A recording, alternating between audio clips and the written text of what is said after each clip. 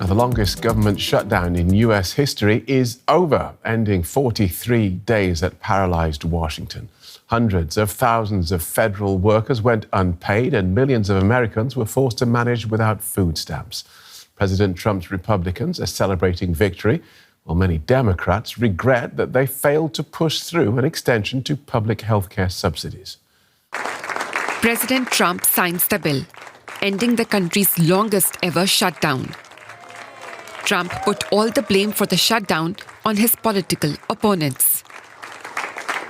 The extremists in the other party insisted on creating the longest government shutdown in American history, and they did it purely for political reasons. For the past 43 days, Democrats in Congress shut down the government of the United States in an attempt to extort American taxpayers for hundreds of billions of dollars for illegal aliens and people that came into our country illegally, from gangs, from prisons, from mental institutions.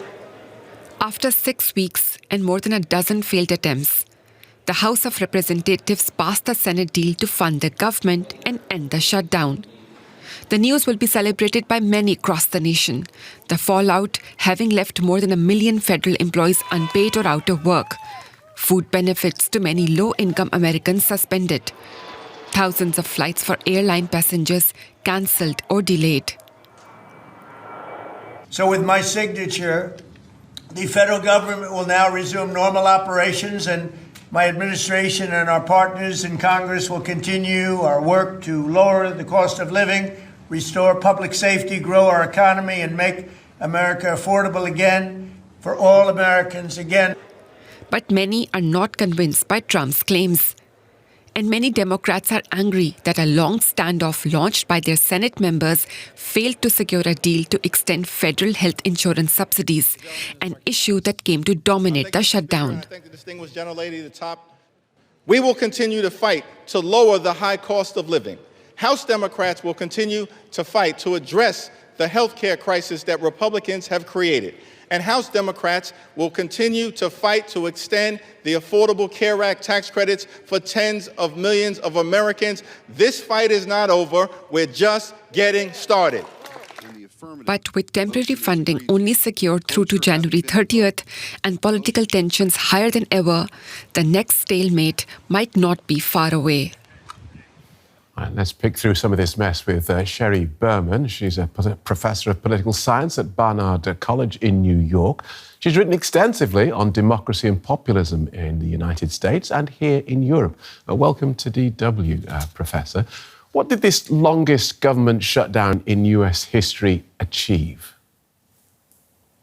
Well, over the short term, it didn't achieve very much in the sense that the Democrats didn't get what they said they were that they engaged in this shutdown for, which is to get an extension, as your reporting mentioned, of those credits, subsidies for healthcare. But what they did do was kind of show or highlight what this budget would mean for millions and millions of Americans, particularly those who stand to suffer if those subsidies expire. Now everybody really understands what that would have entailed. There were tons of news articles and all kinds of reporting about that. And a lot of people were quite concerned, even within, and especially, in fact, within many Republican districts. And so this became an issue in the last, in our elections on November 4th. OK, but people now know, but the measures still went through, didn't they? That's true. They did go through, and they will come up again because they are due to expire. So this is a fight that, there is a battle that has been completed, but a war that is ongoing. Why do you think these Democratic rebels caved? Well, there's undoubtedly a lot of reasons, but the most obvious is the amount of pain that this was causing average Americans, combined with the fact that Trump seemed unlikely to budge. And every day that this went on, there were not only, as you mentioned, hundreds of thousands of federal workers who were not getting paid, but many, many millions of Americans who were suffering from losing benefits, in particular, as your reporting mentioned again, access to food that they desperately needed. So, a combination of pain being caused, very palpable, very serious pain to millions of Americans, combined with the fact that Trump just seemed unwilling to budge, made the calculations clearly for 7 plus 1 senators to decide that there was no point in going forward, that nothing was going to change. And it's interesting that you frame it in that way, because, of course, the pain was being felt across the United States. It wasn't Republican senators who changed their mind. It was Democratic senators. So why do you believe that the Democrats felt the pain greater than the Republicans? Well, I'll leave that for your listeners to decide why it is that Republicans seemed more insensitive to the pain that this shutdown was causing to millions of Americans than Democrats did. I will point out that, as you said, this pain was not limited to places where Democrats were in control, in Democratic, in districts where Democrats were, the senators and the representatives. This pain was very widespread, and there were certainly some Republicans who were indeed grumbling and making clear, behind and not so behind the scenes, that this was causing their constituents immense pain. But Trump has very strong control over his party. Nobody wants to cross him openly. I think if Trump had sort of disappeared and gone to sleep for a week, you would have seen, in fact, many Republicans who would have wanted to cave on these subsidies because they know that there are many, many people in their own districts who are dependent on them. Where does this deal leave the Democrats, this party of opposition who so far seem to have failed to lay a glove on a president who has scoffed at their every challenge, even as he pushes at the limits of his authority? Well, that's an excellent question, because in some sense, the outcome of this war will be decided by the coming midterms. In a way, the fact that these subsidies are due to expire in January means that this issue will come back to the forefront of the political agenda. And it may, in fact, turn out that the Democrats benefit from this electorally because these are extremely popular. There are millions of Americans dependent on them. And those millions of Americans, as I said, are not located exclusively in Democratic districts. So again, this is a battle. This battle is over, but this war will continue. And in particular, it will come back again at the end of January and in the midterm elections. The US Congress is widely described as dysfunctional and gridlocked. What do you think needs to change?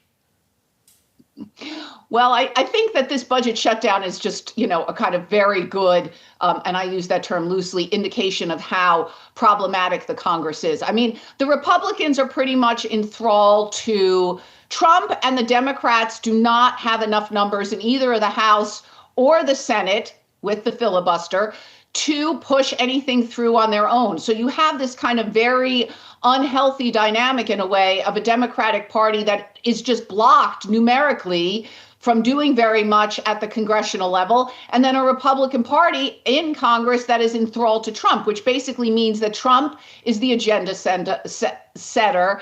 Trump has all the power. The only way this will change is if increasing numbers of Republican senators and congressmen feel that the things that he is doing represent direct, clear and present dangers to their own electoral futures. Right. So this is a feature. This is not a bug. This is built into the system. We have a popular president who has just about a majority in both houses and a faithful party behind him.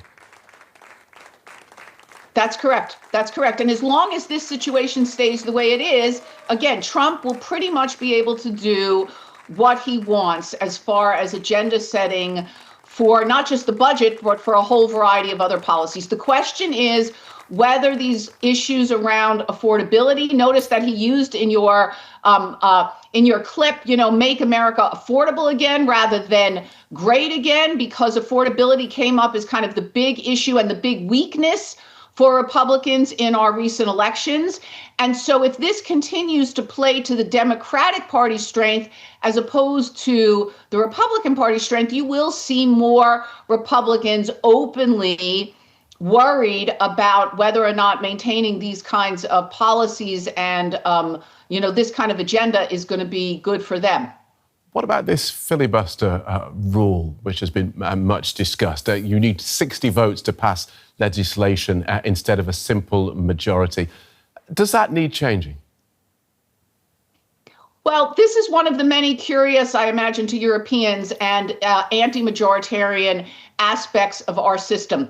In many ways, the filibuster is a kind of a bizarre feature of American legislative politics. The problem is that senators in neither party really have an incentive to get rid of it because it gives, of course, the minority party some say. It also means that the Senate, therefore, has so much more power even than it might normally have, just because it makes so many things have to get stuck in that chamber. So the problem with getting rid of it is that the senators do not themselves seem to want to get rid of it. And that's basically what would be required for that to disappear. It doesn't need to be there. It's not a feature of our constitutional system in any way. Good talking to you. Thank you so much for joining us, Professor Sheri Berman from Barnard College in New York.